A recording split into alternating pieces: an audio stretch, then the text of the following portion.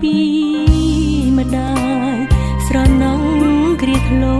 ប់សប្បាយធ្លាប់មានម្ដាយថ្នាក់ថ្នមថាតែពេលនេះអ្វីគ្រប់យ៉ាងផ្លាំងប្រែកូនយំអិនឡើយព្រោះតែបែកពីម៉ែស្រណងគ្រាដែលកំសត់រួមគ្នាអ្នកម៉ែ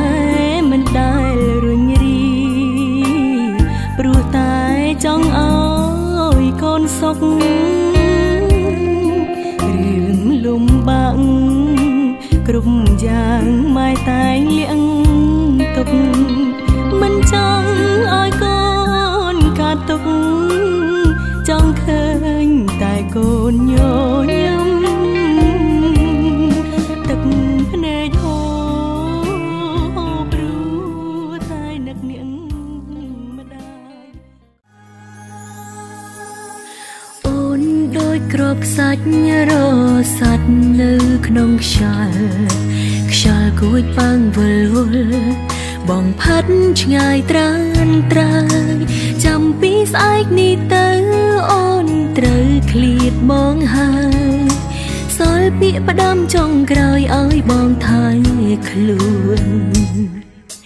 ពេលអត់ពីអូនសូមបងឆាប់មានថ្មីកុំនឹកអូនធ្វើអីគ្មានប្រយោជន៍ទេស្ងួនតែបើអូនមនុស្សល្អ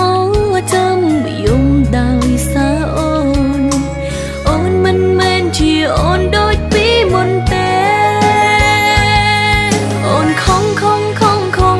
ដែលហ៊ានចាក់ចេញពីជីវិតប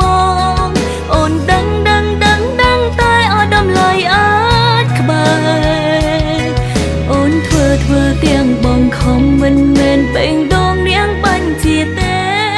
តែបើខឹងឬស្អប់បងអាចជេរអូនបា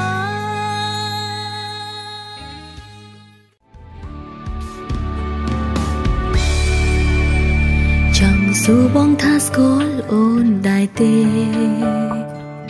ហើយអូនជានាងណាសង្សារបងឬមិនមែនបានជាបងមិនអើពើ